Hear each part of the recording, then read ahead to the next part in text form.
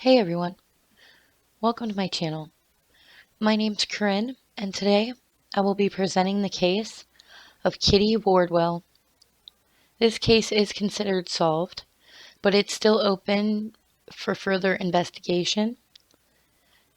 Kitty Wardwell was a smart, vibrant, beautiful 29-year-old.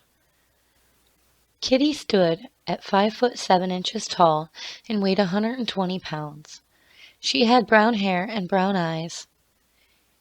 Kitty graduated finishing touch modeling school and was working as a cosmetologist to support her and her young son, Mark. The year was 1983.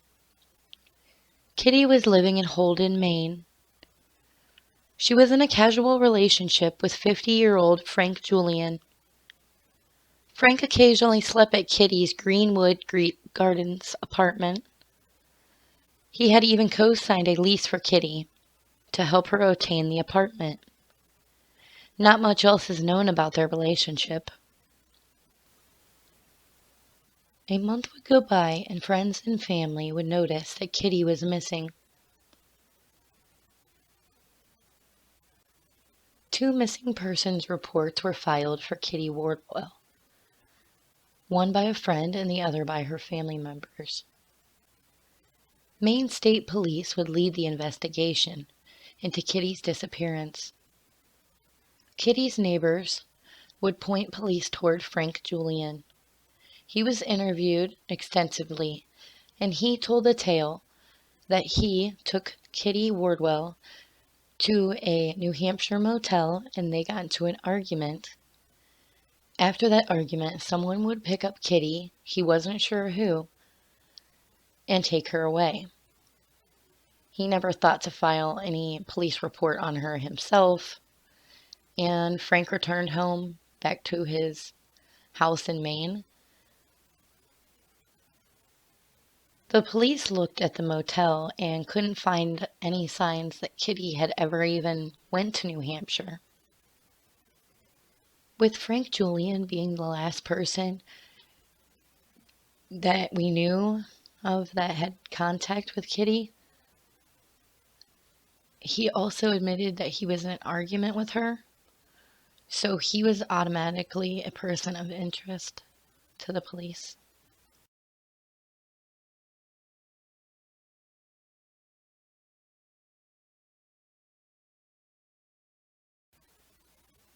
With police having very little evidence to go off of, their case quickly grew cold. Frank Julian would be repeatedly interviewed over a span of 28 years about the disappearance of Kitty. He would always be polite and cordial to the detectives. He declined polygraph tests multiple times. During interviews, Frank would say something that would set off detectives. He would say, "If you find something, call me." Then abruptly end the interview. The years passed and Frank Julian ran his consignment shop and continued on with his life as he would any other day.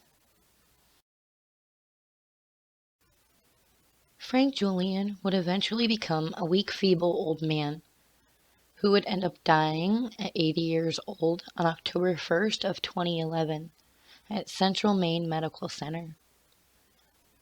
Weeks after Frank's passing, his family was tasked with cleaning out all of Frank's old possessions. This included a storage unit. After removing box after box by the Julian family, they discovered an unplugged deep chest freezer that was about 6 feet long. The family peeked inside, and to their dismay, inside the freezer lay 29-year-old Kitty Wardwell's liquefied remains. The only clothing she had on was a pair of socks. Frank Julian had killed Kitty all those years ago and hid her body in an unknown location. He then moved her body to a 10 by 10 storage unit 9 years later in 1992. For more than 19 years, Frank Julian faithfully paid his storage rental, knowing that Kitty's body was inside. attempting to cover his tracks for the murder he committed.